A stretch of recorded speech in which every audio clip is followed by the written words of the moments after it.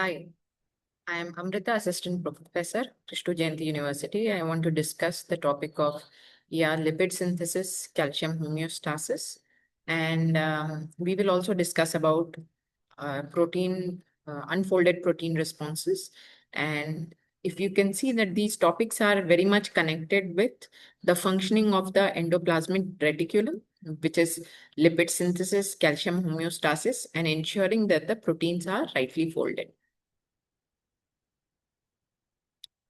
So, as we know that lipids are formed and in a smooth endoplasmic reticulum, that is those without the ribosomes. And the major reaction that occurs is condensation of fatty acyl coenzyme with glycerol phosphates. When this reaction occurs, ultimately what is produced is phosphatidic acid. These phosphatidic acids are they have two long hydrocarbon chains and they are amphipathic, that is, they have both hydrophilic and hydrophobic ends, as a result of which they are able to form a bilayer closed structure, hence able to generate membrane-like architecture.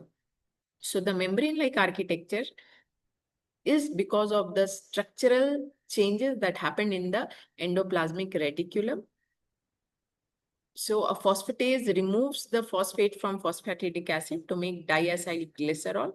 And in the polar head, or many a times, there are different groups that get added. For example, cytidine diphosphate, phosphoethanolamine, or cytidine diphosphocholine. These are the polar groups that get added onto the polar ends. And once it is attached, we have an amphipathic molecule with a long hydrocarbon chain as well as some polar moieties. The unfolded protein response suggests the response of the cell towards those proteins that are folded incorrectly. Now, if the proteins are folded incorrectly and they are in large number, they may lead to chronic disease and some serious fatality in the body. So an important function in the cell is to identify those proteins which are incorrectly folded and to degrade them. So it is a cellular response against an overload of misfolded or unfolded proteins.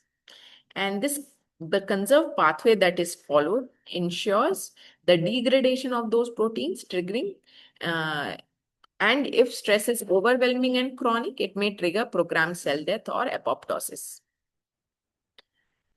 So how this particular response works, first is the sensing of the misfolded proteins. So we have sensor proteins that does that activity, activating signaling pathway, transduction pathway, and ultimately inducing cell death if it is too high to tackle. The response of these in the disease is like in diabetes, pancreatic beta cells rely on endoplasmic reticulum to fold insulin. An overload of insulin production can lead to UPR, activated cell death, contributing to diabetes. Then there are neurodegenerative disease where accumulation of misfolded proteins is a hallmark of diseases like Parkinson's and Alzheimer's. Also, the cells adjust by increasing the production of chaperone proteins that help in the improved folding of the unfolded proteins. And if at all the cell is overwhelmed, it may lead to degradation. Now we are targeting this particular technique, which is naturally performed to target cancer cells. So cancer cells often use UPR to its advantage and increasing ER capacity to fuel their rapid growth and survive in hostile tumor environment.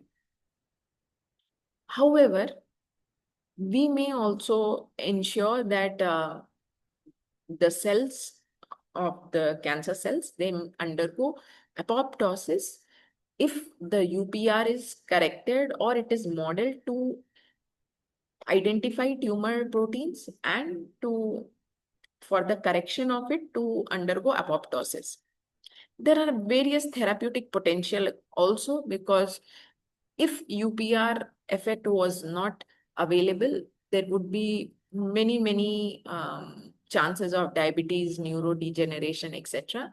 So UPR is an essential balancing mechanism or corrective mechanism to ensure that cell functions in a correct way. Lastly, I want to discuss another important function of endoplasmic reticulum, which is calcium homeostasis. Now, calcium is needed for many various functions in the body, from smooth muscle contraction to nerve signal transmission, etc. For even for the bones, strength of the bones, calcium is very essential. So, in the imbalance of calcium, there may be many challenges that may come up. Hence, there are many hormones that play an important role to balance calcium. One is parathyroid hormone. It is released when the calcium level drops, and it uh, promotes the kidneys to absorb calcium for the body, as well as stimulates bone to release calcium for the body, and increases the production of vitamin D, because the more the vitamin D, more will be the absorption of calcium. Also, there is calcitonin, which is generally produced when the calcium levels are high. When calcium levels are high, the signal is given to decrease the release of calcium from bones, as well as reduce calcium absorption in the kidneys. So the regulation of calcium is first by identification of the blood calcium level, and then by the release of either parathyroid hormone or calcitonin. And as I just said, that calcium is a very important macro nutrient needed for different types of purposes in the body, including nerve transmission, muscle contraction, and bone health. Thank you very much.